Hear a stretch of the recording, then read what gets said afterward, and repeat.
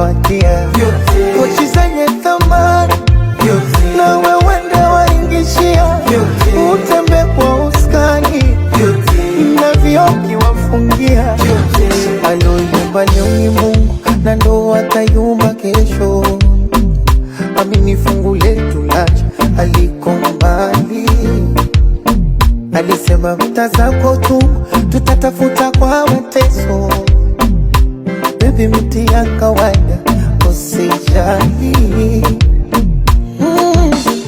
kidogo nachokuletea usinune, pokea nipate moyo nifariji na juhudi naziongezea usicho. Ce qui est de l'île de Mayotte, était-il raisonnable d'imaginer qu'une partie de l'archipel devienne indépendant et qu'une île, quelle que soit la sympathie qu'on puisse éprouver pour ses habitants, conserve un statut différent? Je crois qu'il faut accepter les réalités contemporaines. Les Comores sont une unité, ont toujours été une unité. Il est naturel que leur sort soit un sort commun. Nous n'avions pas, à l'occasion de l'indépendance d'un territoire, à proposer de briser l'unité de ce qui a été toujours l'unique archipel des Comores. Ce qui est de l'île de Mayotte, était-il raisonnable d'imaginer qu'une partie de l'archipel devienne indépendant et qu'une île, quelle que soit la sympathie qu'on puisse éprouver pour ses habitants, conserve un statut différent? Je crois qu'il faut accepter les réalités contemporaines.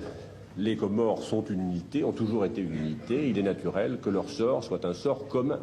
Nous n'avions pas, à l'occasion de l'indépendance d'un territoire, à proposer de briser l'unité de ce qui a été toujours l'unique archipel des Comores. Alors, qu'est-ce qui s'est passé? C'est ce que j'appelle du tourne kazakh. Ce que j'appellerais du tourne kazakh.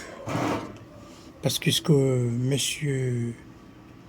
Destin venait de souligner concernant l'île Mayotte, sur sa libération, c'est-à-dire sur l'indépendance, effectivement, il était question que les 4 îles allaient être indépendants.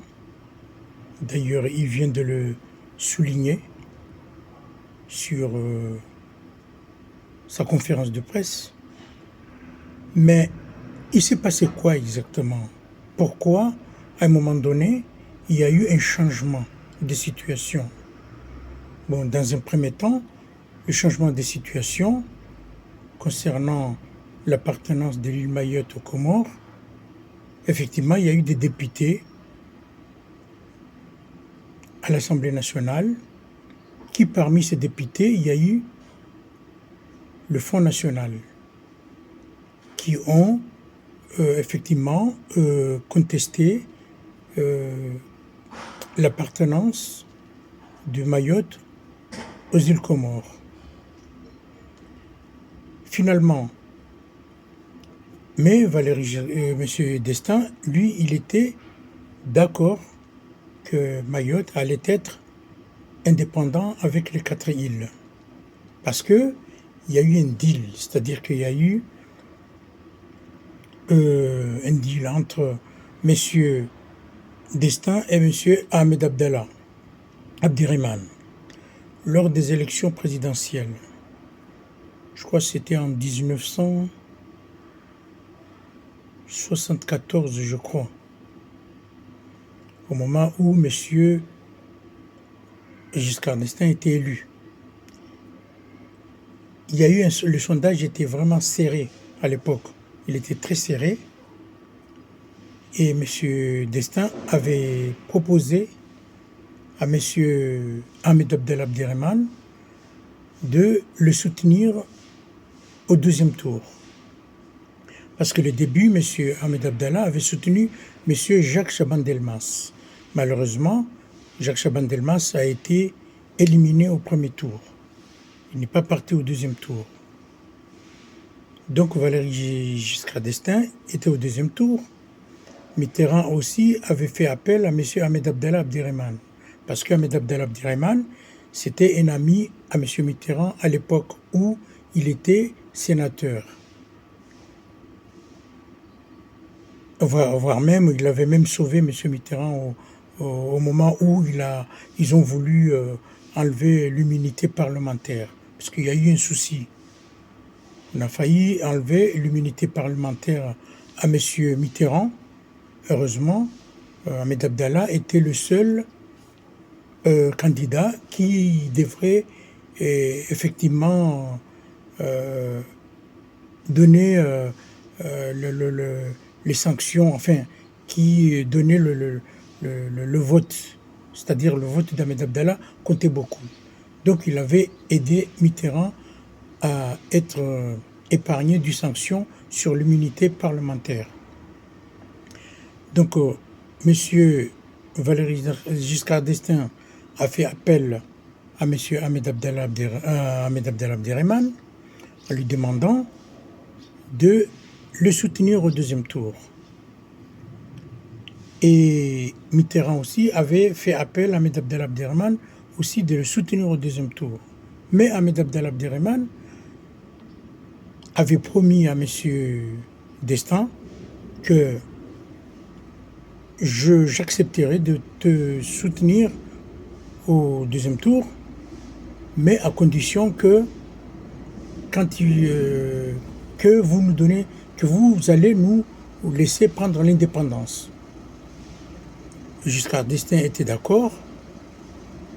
Il lui avait promis qu'il acceptera si le référendum, le oui, l'emporte. Donc, les Comores allaient être indépendants, les 4 îles allaient être indépendants. C'est ce que M. d'Estaing avait signé avec Ahmed Abdallah. Ahmed Abdallah lui a promis, vous inquiétez pas, je vous laisserai, je vous donnerai, je ferai, vous aurez mon soutien au deuxième tour. Lors du deuxième tour, effectivement, quand il y a eu le résultat, qui était vraiment serré, M. d'Estaing a été élu à 50,81%. 50,81%. Et M. Mitterrand a été avait 49,19%. C'est-à-dire à quelques électeurs près. Ils allaient être 50-50. Mais grâce à Ahmed Abdallah, ce qui a permis à M. d'Estaing à être élu. C'est-à-dire que c'est les 50, il a eu 50,81%. C'est-à-dire que c'est les 0,81% qui a permis à M. d'Estaing d'être élu en tant que président de la République. Donc, M. d'Estaing a pris les engagements. Pour lui, il a pris des engagements comme quoi, voilà, effectivement, ce qu'on avait signé, il n'y a pas de souci. Vous serez, si le oui l'emporte, vous serez indépendant sur les 4 îles. Bon, mais malheureusement, comme je viens de vous dire, l'Assemblée nationale, il y a eu des gens du Front National, il y a eu des gens de la droite qui ont contesté en disant non, Mayotte doit rester français parce qu'ils ont voté pour la France. Mais il n'y a pas que ça, parce que les gens ont tendance à dire qu'il n'y a que les élus, l'Assemblée nationale, qui avaient tiré la ficelle. Il n'y a pas que ça. Mais qu'est-ce qui a motivé à M. Giscard d'Estaing à faire le tourne kazakh? Qu'est-ce qui l'a motivé? Et qu'est-ce qui a motivé Ahmed Abdallah à être en désaccord dans la dernière minute avec M. d'Estaing? C'est que il y a eu le président du conseil de gouvernement à l'époque qui s'appelle M. Mohamed Jaffar. Il s'est rendu en France et il se plaignait d'Ahmed Abdallah. Il se plaignait d'Ahmed Abdallah. Non, c'était le président de l'Assemblée nationale. Il n'était pas le président du conseil de gouvernement. Il était le président de l'Assemblée nationale, aux Comores. Et Ahmed Abdallah était le président du conseil de gouvernement. Voilà ce qui s'est passé. Donc il est parti se plaindre en disant que voilà, M. Ahmed Abdallah, il a monopolisé le commerce des Comores. Il n'y a aucun Comorien qui a le droit de faire du commerce, à part lui, et il profite par rapport à ses fonctions, du fait qu'il est le président du conseil de gouvernement. Et ça, effectivement, c'est une histoire qui n'a pas plu du tout à la France. Donc Valéry Giscard d'Estaing a signalé à Ahmed Abdallah, il lui a dit, voilà, maintenant vous faites de la politique, il va falloir choisir.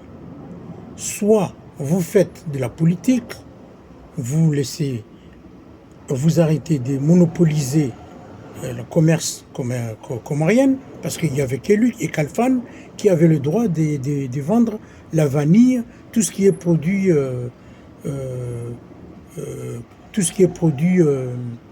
tropical ici en France. Mais Ahmed Abdallah, il lui a dit, il a proposé à Ahmed Abdallah, soit vous faites de la commerce, ou alors vous faites de la politique, mais vous ne pouvez pas faire les deux en même temps. Et c'est là où ça a mis Ahmed Abdallah en furie. Ahmed Abdallah s'énervait et a dit, voilà, eh bien c'est comme ça, les choses vont passer autrement. Et les choses sont passées autrement, c'était quoi? Parce qu'il était question qu'ils allaient prendre l'indépendance avec la coopération de la France, comme ce qui se passe à Djibouti. Donc Ahmed Abdallah a dit les choses vont se passer autrement. L'autrement c'est quoi? C'est que nous allons prendre l'indépendance unilatérale. Donc il a surpris, parce qu'il était question de prendre l'indépendance avec la coopération de la France, mais il a surpris M. Valéry Giscard d'Estaing en lui disant maintenant c'est l'indépendance unilatérale. Il n'en est pas question. Pas de coopération, rien du tout. Maintenant vous dégagez. Donc il a donné 48 heures à la France de quitter les Comores. Ils ont eu 48 heures. Et d'ailleurs, c'est au moment où ma promotion venait de passer le concours d'entrée en classe de 6e. On est rentré au lycée, on n'a fait que 1 mois. Quand l'indépendance unilatérale a été déclenchée, a été proclamée, le lycée était fermé. Tous les professeurs français et tous les coopérants, si on veut le dire, on les a donné 48 heures pour quitter le territoire. Donc ils sont partis. Voilà. Donc Ahmed Abdallah aussi, qu'est-ce qui s'est passé? Coup d'État. Il a été renversé. Et puis voilà. Donc c'est pour ça qu'aujourd'hui, nous nous retrouvons dans cette situation. Donc parce qu'il faut que les Comoriens soient au courant. Parce que j'ai remarqué que quand j'engage des débats avec des gens, ils ont tendance à ne pas connaître le fondé de la situation. Voilà comment c'était passé. Donc en ce moment-là, ça a mis M. Valéry Giscard d'Estaing en furie en disant « Ah oui, c'est comme ça, c'est l'indépendance unilatérale ». Eh bien, Mayotte aussi, je t'avais promis que Mayotte allait être parmi les 4 îles. Eh bien maintenant, je garde Mayotte, fais ce que tu as envie. Donc la guerre a été déclenchée là-dessus. Donc c'est pour ça qu'il y a eu ce tourne kazakh qu'on appelle. Donc voilà, c'était juste faire un petit commentaire et pour essayer de parler à ceux qui n'ont pas connu.